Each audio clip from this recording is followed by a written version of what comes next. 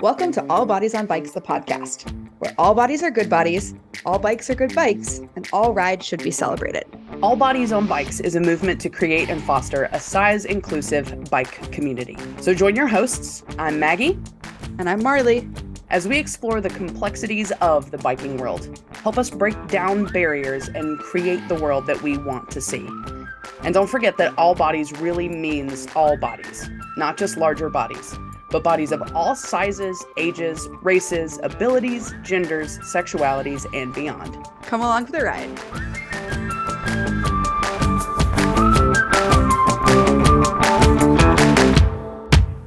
Hello, and welcome back to the All Bodies on Bikes podcast. I am super excited for today's guest, and it's just me today. Maggie is currently at work. Well, I guess I'm at work too, but different kinds of work. So today's guest, I discovered on Instagram and have been following their work for quite a while now, and they just had like a massive victory, which we're going to get into in the conversation. But I slid into their DMs and said, hey, do you want to come on the show? And it's been Great. mutual fanning over each other for the last 5 minutes. So without further ado, I'm so excited to introduce you all to Sebastien Sutherland. Sebastien Sutherland, they, them, is a cyclist, consultant, community activist, and drag king, originally from Scotland, based in Amsterdam in the Netherlands. They've been cycling for over 10 years and advocate for better representation, diversity, and access in cycling. They believe getting on a bike can change people's lives for the better and that everyone should feel welcome to cycling and be a cyclist. Sebastien is an active member in their local community, and they have been the founder of new initiatives that push change locally and further. They founded one of the first LGBTQIA plus cycling clubs in the Netherlands, Queer Wheels, which we'll talk about. They run one of the largest pride rides in Europe, and they're also an inclusion consultant and actively support brands, local sports organizations, and events to educate, guide, and create frameworks which support more people in cycling. They strongly identify with all bodies on bikes and believe there is still a lot to do in cycling for equity in the industry. They believe that now is the time for cycling to create change and to grow. Welcome to the show, Sebastien. Hey, feels so weird to hear that back. It's always such a surreal thing. Like, Yeah. I get asked for bios all the time, and I have a bio now that I give, and even still, it's like such a weird thing. But you're doing some incredible work. Thanks. Yeah, I like we said, I am a massive, massive fan, and this feels extremely surreal. Thank you so much for having me. You're welcome. And you're in Amsterdam, is that correct? I'm literally sitting in my room in Amsterdam. Yeah. Nice. Amsterdam is one of my favorite places in the world. Really? Yeah, I got to, in my previous life in corporate America, I used to get to travel a lot for work. Really? Yeah, and so got to go to Amsterdam probably 5 or 6 times. And I'm not gonna Wow. lie, like the first time I was like, oh, this is cute, but I just stayed in like the tourist area. And then after that, I stayed in Harlem and like took the little ferry over to, is it North Amsterdam? Yeah, just Nord. Yeah. Yeah, Mhm. Nord, where there's like all the cool art and cycling and like Yeah. it's Yeah. such an incredible place. So you're very lucky to live there. Yeah, I feel extremely, I mean, yeah, I feel extremely very privileged to live here. It's a beautiful place to live. And yeah, I mean, I grew up in the west of Scotland, which is the weather's kind of similar. So it's not as if I'm worried about the weather. And I just think it's beautiful all year. And with the cycling infrastructure and just the quality of life, it's a great place to live. Yeah. Yeah. And the cyclocross scene. Yes, the cyclocross scene is really cool. It's also, I mean, there's a little bit of the cyclocross scene in the UK. It's getting bigger, I think, as a local sport. It feels more accessible than other types of cycling, I think, to some people. But it's massive here in the Netherlands. And the funny thing was when I started doing cyclocross racing, I did a little bit in the UK and I did okay because there wasn't that many people there. But my first race here, I was lapped by children. Which is, Relatable. yeah, really, yeah. And I think, okay, right, the Dutch and the Belgians are pretty good. So Yeah. It's like they're born with a bike under them and it just yeah, it becomes literally. part of them. Yeah. Well, let's Yeah, dig into it's your true. work a little bit. Mhm. So as I mentioned in your bio, you started one of the first LGBTQIA plus groups in the Netherlands. Mhm. Can you talk about, what inspired you to start that, and maybe some of the challenges you faced in that? Well, a lot of the things I do are born out of my own necessity or my own want, because I want to cycle in a safe space with more people like me. I want to cycle in a space that's more fun, open to other people. And when I first moved here, it's just before Corona, so everything was a bit weird. And then after the couple of quarantines we had here as well, we had a little bit more than other places when things open up. And I was really looking for a queer-centered, very inclusive space. There wasn't any, to be honest, or there was, but it was very still focused on particular groups, and they weren't necessarily overtly trans inclusive or inclusive in other ways. So I thought, I'm just going to do it myself, Yeah. which is how it came about. And I did a Pride ride in 2021, and way more people turned up than I expected. I don't think there'd ever been a larger Pride ride in Amsterdam just during Pride, myself that I just ran, and everyone was saying we would like to do this more. So that's how Queer Rules was born, and now it's kind of evolved. And now we have a home at We Are Queer Gym, which is the first queer ally friendly, because it is open to allies, but it's the first queer gym in Amsterdam, the second one in the Netherlands, where it's focused on LGBTQ plus people, which is super cool. It's called We Are Queer. That is incredible, and we'll definitely include a link to that. You Yeah, made me think of something. It seems like allies are often very supportive, and that's how my journey into the queer world started. Was like, yeah, yeah, I'm an ally. I think because I was like almost afraid to come classic. out. Yeah, Yeah, and that part of was me me. wonders, and obviously, like, there's no answer to this, and I can't. But I think everybody's a little queer inside, and sometimes it just feels Yeah, safer to be an ally. I always think it's why safe spaces are so important for you to be able to have permission to explore. Yeah, yeah. Well said. And I love that you took the ambition and just kind of ran with it. I think there's so many folks who are waiting for permission or waiting for somebody else to start an initiative. So great job on that. Thanks. How frequently does Queer Wheels ride? What is it a membership based thing? Tell me about it. Well, Queer Wheels is we've changed a little bit. So now we really have a kind of season, which is exciting. So we generally run rides regularly between May and September or October, depending on how global warming is, because it was really warm in October last year, so we kept the rides going for longer. We do rides for all levels, as much as I can. I only have a couple of other ride leaders. It's still quite small at the moment. I was looking for more. And we run rides I call chill rides and social rides. The chill rides are really focused on having a low barrier to entry, being really chill and designed as the most inclusive space possible, where it's really designed for people who would like to get into cycling, or who are new to grip riding, or who really experience other barriers. Obviously, it's from the community anyway. So I do those a couple of times a month, and then we're going to have more social rides this month where they're a little bit faster for people who have a little bit more experience. And we're going to do a variety of stuff within those on the road, maybe a little bit of gravel. But it's really just helping people to get into cycling, because the barriers that I faced coming into the sport were crazy. And I wasn't out at the time as trans, I was openly queer, but I only really was able to come out the second time, the second cupboard. So I don't believe in the wardrobe, but in my kind of early mid 20s. And you know, even before that, there was a lot of barriers for me getting into it. And I just want to try and take some of that away, because I don't want anyone to have the same experience that I did and still do, like you obviously experienced as well. Yeah. So that's what we try to do. But it's really getting people into the sport and showing it's okay if you don't know everything, but we're gonna learn together. Yeah, that's really, really cool. And I'm sure folks are so grateful for that. And obviously, so this next question, respecting people's privacy is super important. And maybe Mhm. you've got some personal anecdotes you can share. But do you have any stories from folks who, attend Queer Wheels or that are in your community that highlight the importance of creating these safe spaces within the cycling community? Yeah, I think I've got so many that it's hard to pinpoint.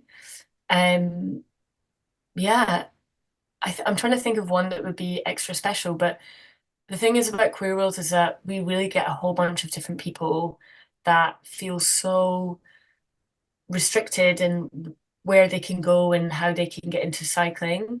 And every week or every time I do it, there's always somebody new who is so frightened and almost didn't show up. And that's the thing, it's that you almost don't even show up because you really don't feel that welcome. And I just think the fact that they've gotten out the door and come there is just the coolest thing ever. And I always say we all know that's the first barrier, right? I think obviously we're going to speak about the race in a bit, but the most recent thing that I think is so important is ahead of the cyclocross race that we're going to discuss, which was the first cyclocross race in the Netherlands to have a non-binary category, one of the first cycling races in the Netherlands, actually the first cycling race in the Netherlands ever to have a non-binary category. Queer Wheels partnered with another group, which I'll shout out to, called No Ordinary Women CC. They're a group which are women focused, but also for female identifying, femme, and also non-binary people, so me. Which is nice, that was founded in 2020, that I've been around forever. We partnered with them for some workshops before this race because we realized there's going to be a lot of men there, but there's going to be no other kind of more marginalized genders. So we decided, right, let's try and do something to change that. So we did a couple of workshops and there was a great turnout, especially to one. And so many of these people would never have come to this. Sorry, Marley, I'm living with housemates. It's all right. It's all good. Hi. Hello? So go back. So we decided to run these, Queer Wheels and Ordinary Women decided to run these collaborative workshops together before the race to try and, bring down some barriers. And the turnout was great. And it was just amazing to see people really enjoying themselves and not being so worried about things that exist when you're in these cycling spaces. They didn't have to worry about people getting their pronouns wrong. They didn't have to worry about dressing a specific way. They didn't worry about looking a specific way or being good or being great, or it was just really fun. We're just jumping on and off and getting muddy. And at the end of the workshop, everybody was so happy. And I just think that's really nice when That everyone's is really so nice. happy. And it's I don't know if funny is the right word, but that's Mm. actually how I got into cyclocross as well. I Really? attended as a spectator for years, Yeah. and then there was a group in Seattle called Breakfast Cycling Club I know that is breakfast. yeah. Yeah, And so they're so they cool. started running workshops, before the cyclocross season, just to break down those barriers and teach Mm, you how to ride an off-camber section, how to mount and mm, dismount, how to carry your mm, bike, like mm. things that, once you've been racing cyclocross for a while, you kind of take it for granted. But if you've Yeah, never done it, it's like, what am I even doing on this bicycle? yeah, And absolutely. they just had so their season ends in like I think November, December. But at their like, the hallmark race of the year, they had the largest ever non-binary category ever. And I That's so forget cool. how many people were in it. I'm totally kicking Yeah, one myself of for my this. friends, Andy, raced. I met them through Instagram and they were here I can't remember why, they were here in the summer in Amsterdam here. And we just connected and they borrowed one of my bikes and we went cycling. It was really, really cute. And I'm such a big fan of Breakfast and Andy and everyone. And yeah, and their recent article was really cool. It's so nice Yes. that you had that experience with them. That's so cool. It's funny. I met Andy many years. Actually, it was probably early COVID when they were just getting into cycling. We went to the same So bike shop. cool. And so it's Wow. incredible to see people's journey as they come into themselves and find a place where they are accepted and welcomed and can fully Yeah. figure that out. I love the Yeah. cycling world. It's such a small world. Yeah. It's growing. I feel that our communities and our way of thinking and being is really growing, which is super nice. And I think one thing I'll say as well from the workshop is as a result of the workshops that we did, then for the race, loads of those people signed up, which That's is I think that obviously like what breakfast is doing, it's the same, but this proves the point. The fields were still very small compared to the men, but there was 5 or 6 more people there than there would have been without them, Yeah. which I And think makes a whole difference. it really does. And then, next year you'll build off of the success and continue doing. Well, we're Yeah. already talking about it. Let's talk about this race. So, Yes. tell me about it. Tell me, I know you worked for a long time to get that non-binary category added. How did that come about? Talk to me about that whole process. Yeah, well, I've been trying to race as me for a long time. Not only that, coming coming up against a lot of barriers locally in the Netherlands as well. I think people do believe that the Netherlands is a very accepting and welcoming country for LGBTQ plus people, but unfortunately, it is going down on the equality index, and Mm, it is not the same place as it potentially was. And I believe that, a lot of people think that with the gay marriage rights coming in, that was the world problem solved when it came to LGBTQ plus people. But obviously, we're now seeing, like everywhere in the world, there's a lot of prejudice, misinformation, and resistance against, for example, trans inclusion and non-binary people. So, yeah, among many, many other things that have issues to the Netherlands, despite it being a great place to live. Yeah, obviously, I'm a privileged in a lot of areas that other people aren't. So it's been a long slog, and with the racing, I'd actually been petitioning. This race was organized by Rafa. I work for Rafa Amsterdam in the clubhouse just as a supervisor, but it's a really nice part of my life, which I really enjoy. Rafa Amsterdam did it in collaboration with Mats, which is another local cycling store. I wasn't on the people that were organizing the race, but obviously I was close to it. So I kind of was like, yeah, guys, there's going to be a non-binary category, right? And they were like, yeah, of course. Why not? I was like, exactly. That's how yes. it should be. So I think there would have been a problem if there had not been, because we all know each other so well and they know my story so well. But prior to this, I actually had to boycott the local cycling league in Amsterdam this year. I've been racing for a few years prior, and I've been asking them, please, can we talk? I'd really love to ask if you would be able to add a non-binary category. I'm here for education to explain why, but they just wouldn't have it. They wouldn't even speak to me. They wouldn't have anything to do with me. And yeah, a couple of years later, I just decided I can't do it again. They're trying to funnel me into one category, and I just said, look, I can't do this anymore. You guys need to get with the program, and I'm officially going to boycott you because unfortunately nothing else worked. But sometimes putting the pressure on does. Um, but eventually they came around and I had a really, really nice conversation with them. So I'm really excited to work with the Amsterdam cross competition next year. I know that we're still in talks about it, but it's really good that they then did listen and we had a nice conversation. But this race, I didn't know that this race was going to happen, the Mats Rafa one. It was quite random, and I kind of expected to not race again for at least another year or 2 years, depending. So it was really amazing, and I was like, "Oh crap! I need to get on Zwift and get get fit because I would like to win." Yeah. And what was quite funny is that obviously with the category coming in, the assumption was that I would probably be the only one. I wasn't in the Yeah. end, which was awesome.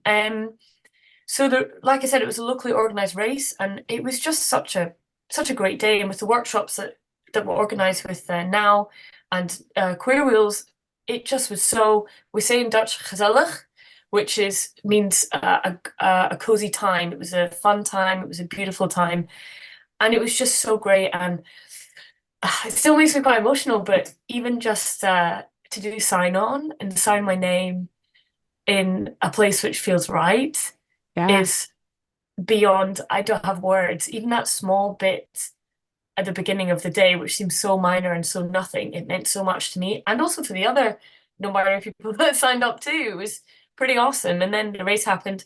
It was hard. It's not an easy course, that one. It's a long one. And I think my heart rate was at 190 for, yeah, however many Oh my minutes. gosh. Yeah, it was a lot of tight corners, and yeah, it was awesome. The race was awesome, and we ran the women's category and the non-binary category at the same time because they had the least amount of people. But everyone was also so encouraging on the field, not just to me, but we're all saying, come on, go faster. Everyone's so encouraging of each other because there's a sense of solidarity, um, that we're all carving out new space for each other, which is Yeah. so beautiful. And then, yeah, I got on the podium and I did my champagne and it was great. And I have it here. Oh, that's a beautiful trophy. It's really nice, thanks to Sven who got it made, and luckily I get to keep it, which is nice. It takes quite a place on my desk. But Nice.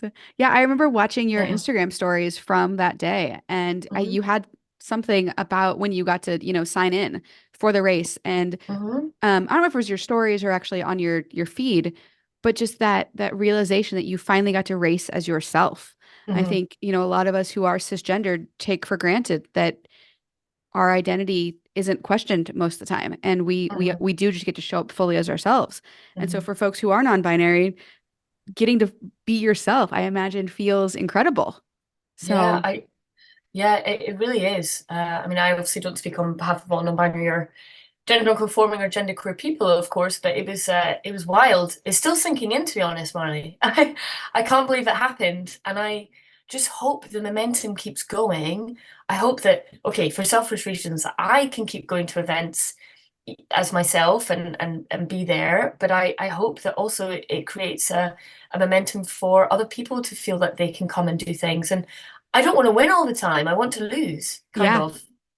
kind of, kind of. My I friends would mean, say, maybe that's not true, Seb, but I don't want to win all the time. I want other people to come and beat me, and yeah, you I want want people to to compete really, against. yeah, I want to compete, and that's the other thing as well. But it just means so much to not have to hide. I spent so much of my life pretending I was somebody that I'm not, and that was really hard. And to not have to do that in a sport that I love is amazing. Yeah. It reminds me of Abby Robbins, who is a non-binary cyclist here in the United States. We had I'm them on the such a big show. fan. Yeah, Abby is so Abby, incredible. I love you. Today's actually Abby's birthday. Happy birthday, Abby. Is it your birth? Abby, happy birthday. Yes. Felicitaires. I'll have to So text them cool. after this and make sure they listen. Yeah, they're so awesome. But Yeah, when they we, really also, seeing Abby also gave me more permission as well. And that's why it's so, I mean, I was doing the stuff here already, but seeing Abby do their thing made me be more open online because it made me realize, okay, we've kind of, what I felt that it's important to do this. So yeah, thank you, and Abby. I'm sure folks are seeing you and saying, "Oh, I can do this. I can be myself." And I think about, what you said about how you want people to compete against you and maybe not always win. That's like Abby, the first year at Unbound, they were the only one, Unbound Gravel. And, the next year, I think, I don't know, there were five people. And then, this year there was way more people than could fit on the podium. And they had Yeah, I think they had full non-binary podiums for each of the distances. So yeah, I would it's like so to awesome. think that that's going to happen where you're at in the Netherlands. It's like once that door gets open, you can't close it because people do have No. a right to participate in sport who they are. Yeah, I totally agree, and I hope so, and I hope it sends a chain reaction through other places in Europe too. Yeah. Well, kind of on that note, how can the cycling community at large, whether we're cisgender or queer or non-binary, whatever, how can we be more welcoming and supportive of marginalized groups? And do you have any like specific strategies to achieve this or tips or hints? Speak to people from those groups. I can't stress enough how people are not at the table when these discussions are happening about them. And there's people who are not marginalized or not from specific groups making decisions about me or other people. You got to speak to people because you'll never know what they want or what the best thing is. And diversity is power, knowledge is power, and having more voices, more ideas at the table creates a really beautiful, knowledgeable, and equitable community. Yeah. Yeah, very well said. So as I was researching you, I always kind of feel like a creep because it's like I'm creeping on your Instagram, I'll I'm get it. Googling you, I I'm creep looking at on your you all the time, Marley, in the most fan personing way. Exactly, exactly. But one thing that I saw is, your hope is to help other folks become, quote unquote, serious cyclists, or, just folks who are really involved and passionate about that. Mhm. You've talked a little bit about, the barriers, but what advice do you have for folks who, might be facing those barriers, or Mhm. who are, in marginalized communities, Mhm. um, to feel more welcome in the sport or to become more involved? Mhm. It's a really good question. I think back to the idea of what is a cyclist or what is a serious cyclist. To me, the idea of what a cyclist is has changed Mm, and is continually changing because more people are claiming that in a good way, in a really positive way, because being a cyclist isn't doing the Tour de France anymore. It isn't knowing everything about every single pro cyclist anymore. It isn't riding on the road. It isn't necessarily doing 100K. It isn't riding and suffering. The idea of being a cyclist is so open, and you decide yourself if you're a cyclist. And I guess I feel weird like giving tips because I just think people should do their thing. But the advice is do your thing, and you're valid and you're welcome. And if you decide that you're a cyclist, it can be in any way. That could be commuting, doing gravel, going to see your granny, whatever. You're a cyclist, and that's yeah. We cycle for lots of different reasons in lots of different ways. And if you are passionate about pedaling in whatever form that is, then you're a cyclist yeah. and have the confidence to claim that space because you're valid.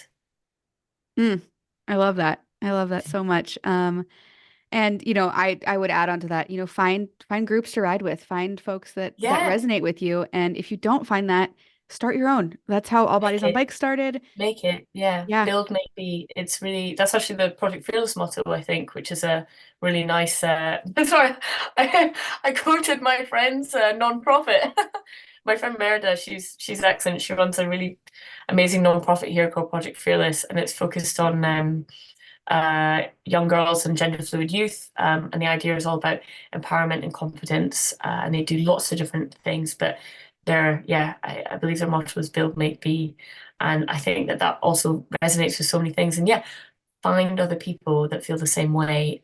There are groups that are there now. There wasn't before, which is true, but yeah, just do it. Yeah. Yeah. Oh, I love that. You're like giving me confidence. Like I know I've like got this space, but even now, sometimes there's times when I don't feel welcome or I don't feel like there's a space for me. And it's like, no, there is a space and there are other folks who are feeling this way. Yeah, me too. Sometimes I just feel, you feel a bit imposter syndrome, right? Not only about your own work, but about being in the industry because it's so dominated by people that don't look like you or don't have the same ideas as you. But there are nice spaces that exist that are thinking differently about it. And yeah, who says this is what a cyclist is? You say you're a cyclist. Yeah, exactly. Yeah. To me, if you're riding a bike, you're a cyclist, if you want to Exactly. identify that way. Yeah. Also, you can Well, identify any way you like. exactly. Well, kind of on that same note, talking about, the cycling community at large or mainstream cycling organizations, um, what role do you see them playing in promoting diversity and inclusion? And then, what steps can they take to be more proactive? You mentioned inviting people to the table, but beyond that, what else needs to happen? In my experience, brands and large organizations have a responsibility to do the right thing, and they need to do much better. There is not enough authentic, enthusiastic investment in this subject within the industry, and we need to get with the program. Otherwise, cycling is not going to be moving forward into the future in a way that is keeping it alive. Yeah. That's what I think. And yeah, they need to be doing better. They need to be, yes, inviting people, but they need to have, equity, inclusion, and diversity one of the core pillars of their business. They need to make sure that they're hiring people properly talking to people, and like I said, authentically engaging with content and ideas and communities and people who know what they're talking about to help guide them. And they should be taking a stance. They should be doing something. We can't just be afraid of social media or things, because at the end of the day, people are always worried about whether they're a good person or not. I think that's why we are always worried about what we're doing in life, whether we're on the right side of whatever this is or history.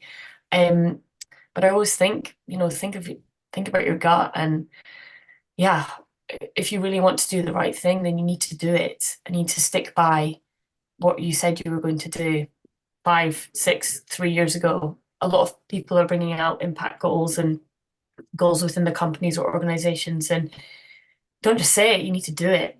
Yeah. And that involves, yeah, like I said, speaking to the right people, hiring people, being actually invested in what you're saying, or don't.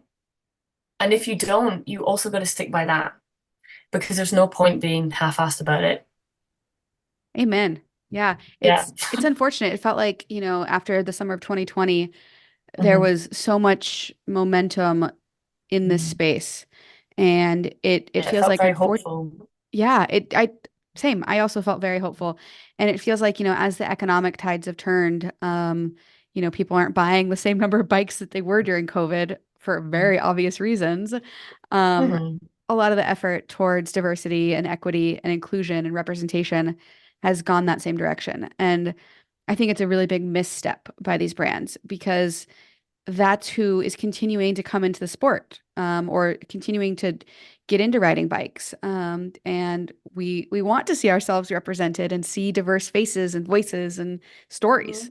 Mhm. Um, I fully agree, and I do think it's a shame, because it's proven as a business case that investing in this is good for companies. It's good in the long run for economically to invest in this. It's been proven. Yeah, so why not? yeah, yeah. If If you're Maggie was frightened, here, or yeah, it, and if you're it, frightened, it's because you don't know enough, so you need to educate yourself. So. exactly. Yeah. If Maggie was here, they would say stupid is loud. And I think a lot of companies are afraid of those loud voices, but those are often, Mhm. the minority, of what people are actually thinking, but they're stupid and they're loud. But they Yeah. get a lot of attention. Yeah, it is unfortunate. I mean, obviously, you yourself will really understand the tidal wave of discrimination online, and those voices are very, very loud. But if you actually look into it, they're all just bots or fakeness or people who are just trying to stoke hate, which is unfortunate. Yep. But if more brands took the time to actually speak to us and have a look at what's actually happening, they'll realize that it's not as scary as you think, and it's only scary because you don't know how to handle it, because yeah, you haven't done the time to educate yourself. But I hope that in the future that this will be better and that people will invest in it, because yeah, it's good for the companies.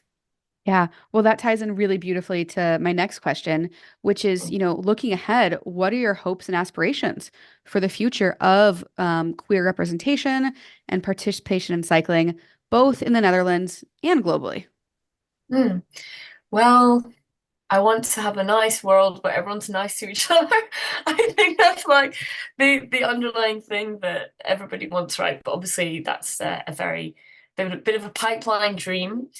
Um, yeah, it's funny because I people ask me this question, what do I want for the future? And to be honest, I'm still planning my schedule for Queer Worlds like next month. Yeah. And it's these two things where, we, yourself included, we're the people on the ground actually making change and doing things. And we're really working ourselves incredibly hard to do these things. And I would like to see it come into fruition. And I would like to see, yeah, like we were talking about, better investment in people and listening, and a world where things aren't ruled by assumptions, where things aren't ruled by, yeah, misinformation, lack of education, where people are listened to, accepted, and treated um, as equally as possible. And yeah, the thing is about equity is that everybody needs something different to get to the table. Not everybody if you give everyone a bike, not everybody's going to be able to ride it. You need to figure out, does this person need a different type of bike? Has this person, do they even know how to ride a bike? And I think getting to a stage where we're actively thinking about that, and that it's not just an afterthought, that it's within the first thoughts of what we're doing as people, as cyclists, as brand ambassadors, as brands, as companies. That's where I want it to go. I want it to be one of the first thoughts, not an afterthought.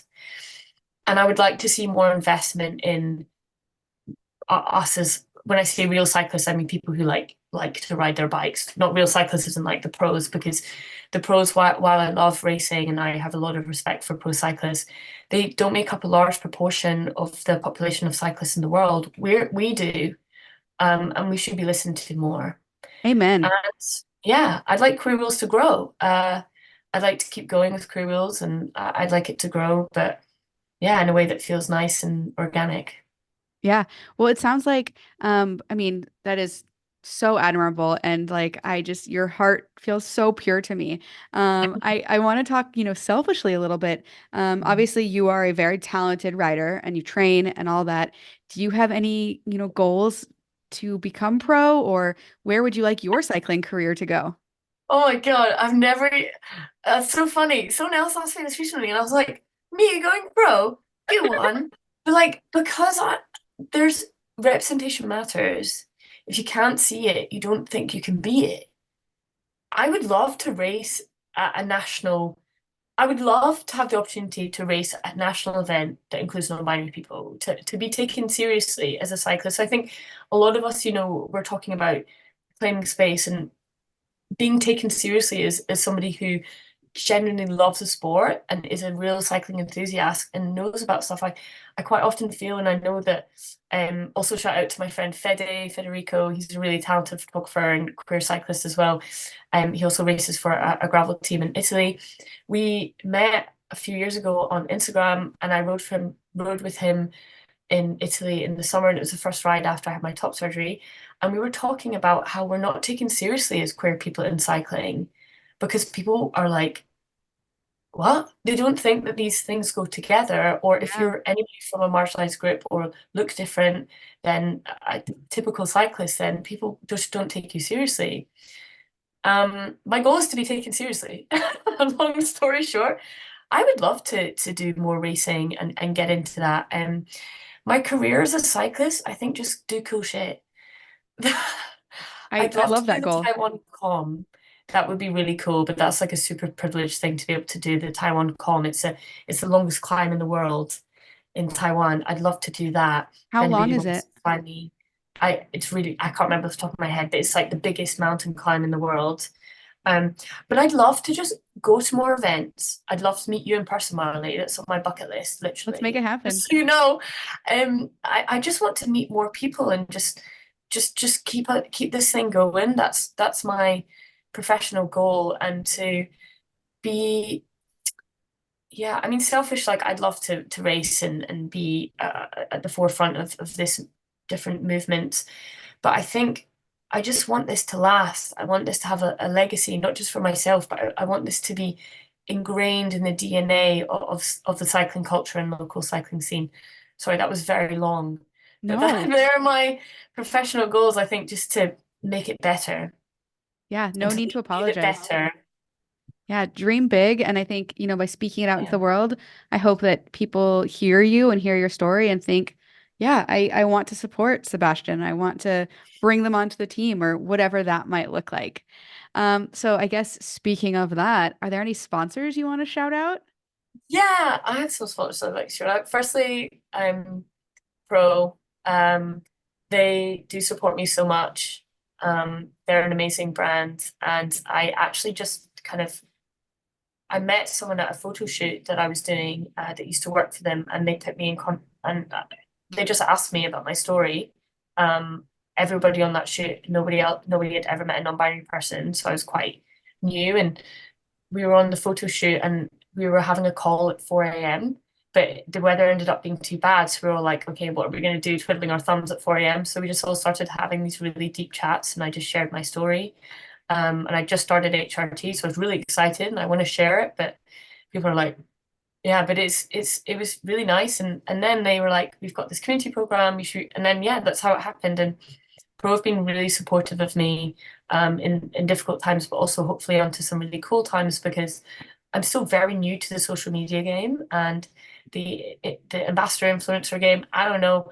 I'm what I'm best at is the stuff on the ground, and that's obviously why they support me. I also want to shout out Shimano Benelux. They're super nice guys, really nice people as well. Also loads of nice ambassadors, and they really also believe in the mission of, getting more people out on bikes in the world. And I love that about Shimano. It feels really pure and really nice. Um, I'm gonna which is interrupt saying you. something because, yeah, quite a lot of these cycling brands you're not sure about, but I really believe in their mission and it really feels aligned to me. And obviously, I work for Rafa, but Rafa's cool and it's changed a lot. I'll freely admit I wasn't always a big fan of Rafa. Yeah, I'm currently not a big fan of Rafa, because Yeah. they don't make my size. They And don't. We're not size inclusive. yeah, Absolutely not size inclusive. We're well aware. I say we as if I represent Rafa. I don't. By the way, I don't represent Rafa. I don't speak for Rafa, just so everyone knows. yeah, But just yeah, crossing the T's, dotting the I's. yeah. We're not size inclusive, but it is something that we are working on. And I actually worked at the head office a couple of years on Secondment a few years ago, and it's being talked about and in the pipeline, being discussed. I know, and I think. Yeah, the brand is doing a lot internally to learn. And I think sometimes when you're doing a lot internally, people can't see it, which is Yeah, really tricky. So these conversations are being had. I think that's really important. And Rafa is doing, yeah, can always do more. Everyone can always do more. But I think, yeah, brands like Rafa, again, using their voice for good is really cool. And I hope to see more of that in the future with Rafa. And then the last, I'm trying to think if I have anyone else I need to shout out. We Are Queer Gym, it's awesome. Obviously, they support me a lot. Um, and Ramwork, which is actually a new sponsor of mine, it's my frame sponsor. They're really cool guys from Harlem, which you know about. Obviously, it's a town. Yeah, you yeah, know. I love Harlem. It's like, Yeah, Harlem is a town, not Harlem, New York, Harlem, Netherlands. Um, it's a town just west of Amsterdam, and they're just a really small brand, but they're really nice guys, and they're growing, and I'm growing, so we're just going to grow together, and they really support the mission. So that's so yeah, awesome.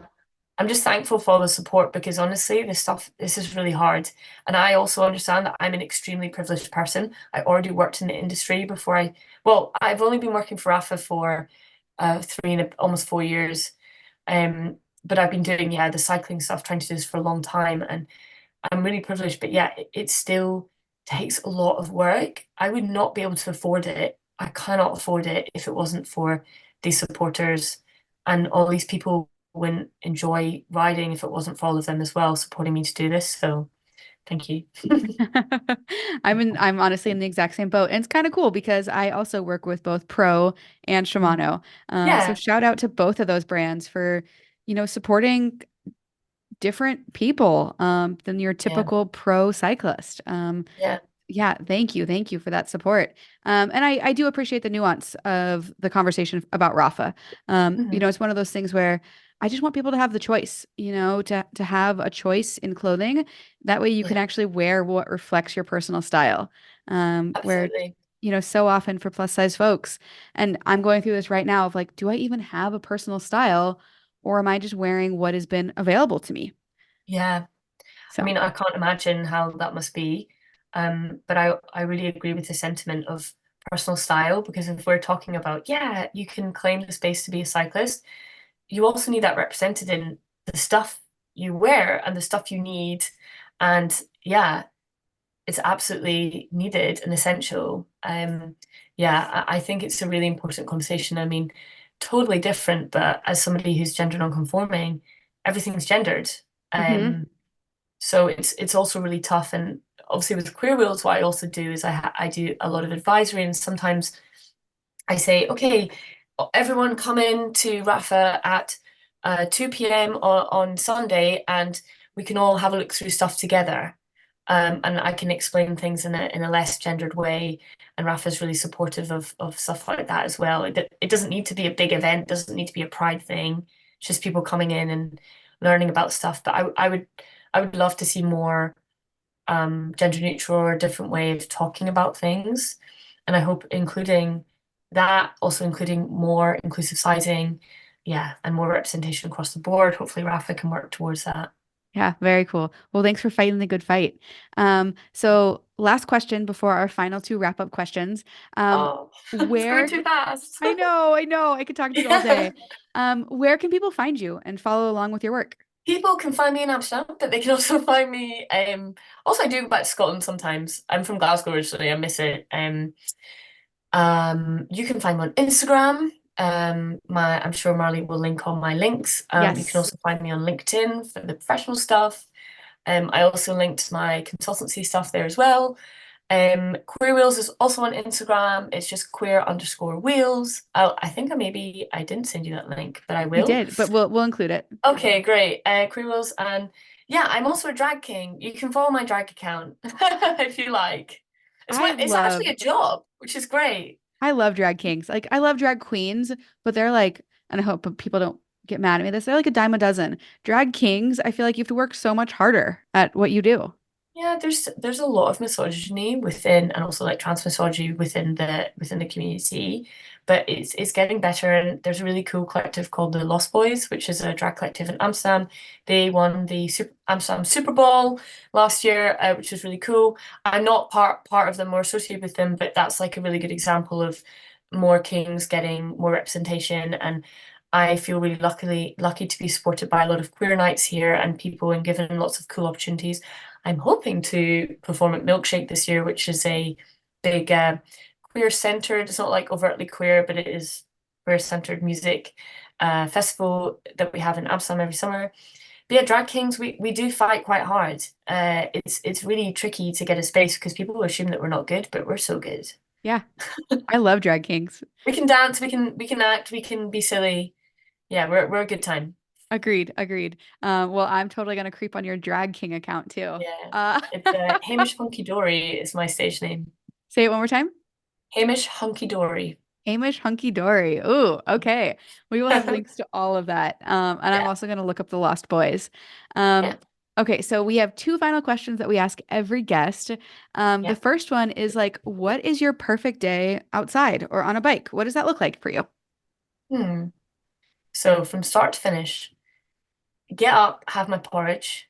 I love porridge. It's very typical Scottish, but I I'm gonna say love that's very porridge. Scottish of you. Very Scottish. Love my porridge, but I will have like, blueberries and fruit and stuff, make it fancy. Um, to be honest, sometimes I love riding with people, don't get me wrong, but I really like a lot of space and actually it's planning a ride on my own. Grabbing my probably either my road or gravel bike, I don't mind, but just setting out on an adventure, not worrying about my average speed, going somewhere I've never gone before, or going somewhere that I've been a lot of times. I really like going down to the Lagverge, which is an area near Amsterdam. It's about like 80 or 100K round trip, and you go down there and there's gravel, and it's just so beautiful, just being in nature. I stop and I have a big lunch in we eat something called pannenkoek here, which is basically like a pancake, but you just put whatever you like on it. Have a big old pannenkoek, and then cycle home having eaten too much. And you know when your like stomach is focused on digesting and your legs can't work, Yeah, that you're uncomfortable. having that feeling, the lactic acid is like we're in the wrong place, honey. It's just like yeah. And if it's I have to say I do like warm weather quite often. Obviously, Amsterdam is full of canals and beautiful places. So I like stopping off safely for a bib dip, love having a swim, getting back on, cycling home, and then probably going for a drink with my friends. That's also in the evening in a park somewhere. That's my ideal day on the bike, just having some mental space, listening to music that I like, and thinking about life. That sounds perfect. And it Yeah, reminds me of summers that I spent in Amsterdam, riding yeah, bikes and having drinks with friends on big park lawns. And it does have you yeah, guys have such a unique park culture. Like I guess Europe in general that just doesn't exist here yeah. in the States. We're lucky because we have a lot of green spaces, and obviously the Netherlands has the best cycling infrastructure in the world, which is really cool. But I think equally, I do also enjoy days riding with the collectives and people I ride with too. There's something really special about that. I still get nervous sometimes going to ride with groups, but once you get over the social anxiety, you're like, oh, this is sick, and I mean, you feel really warm after. I still get social anxiety. Like it, especially, and I hope this doesn't happen to you, but as you become more and more well known, it does feel like there's this expectation that people are like wanting to see you, and I get it. Yeah, I'm not quite at that level, I think, but I think yeah, there's a lot of worries, yeah, that I face and that other people face, and yeah, yeah, social anxiety is still a thing, even if you're somebody that's seemingly quite extroverted, but yeah. And what was your other question? Sorry, I'm not sure. Yeah. No, no, it's okay. So we've talked bikes, we've talked drag kings, we've talked all sorts of things. Is there a topic that you wish more people asked you about or that you got to talk about outside of bikes? And it's okay if Aliens. not. Aliens and Aliens. dinosaurs. My special interests are Tell me more. I love dinosaurs. I think they're so cool. Uh, and yeah, aliens, I think the concept of aliens is really great. I would love to talk about like dinosaurs and the earth and things like that. I love science and discussing that as well. I wish more people would talk to me about dinosaurs. I will talk to you about dinosaurs any day. Do you have a favorite dinosaur? I kind of really love a triceratops, but Okay. if anybody is now I'm getting to that age where it's like I saw a meme the other day that was like, if you see this movie, you need to book an appointment to have your eyes tested because you're that old. And it was The Land Before Time. And I was like, Yeah. oh my God, I'm that old. I'm not I'm 30 in May and I still think that's incredibly young. But The Land Before Time really inspired me. So I also love the long necks. Mm, Yeah. yes. Yeah. Oh, that movie. Actually, there was like 20 of them. There So were many. so many. My grandparents had them all on VHS, and I loved them. It was really my childhood was Land Before Time and cycling with my granddad. I love that. I love that. Yeah, Well, Sebastian, this has been an absolute delight getting to know you, getting to hear your story. And I hope we get to ride bikes sometime together. I hope Um, so too, Marley. It would be a literal dream come ag- true. Like I agreed. said, it's on my bucket list. I'm so But thank embarrassed you and so honored at much. the same time. Yeah, thank you so much for having me, and thank you so much for the work you do. I think that it's such a thankless task, and yeah, I know that it's really hard, and obviously I will never be able to understand from your perspective, but I just think you're so awesome.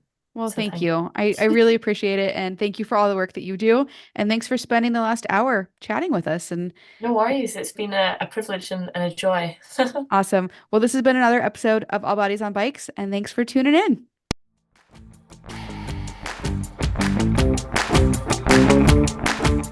This is an All Bodies on Bikes podcast powered by Feisty Media. The show is produced by Maggie and Marley and edited by the team at Feisty Media. Thanks for listening.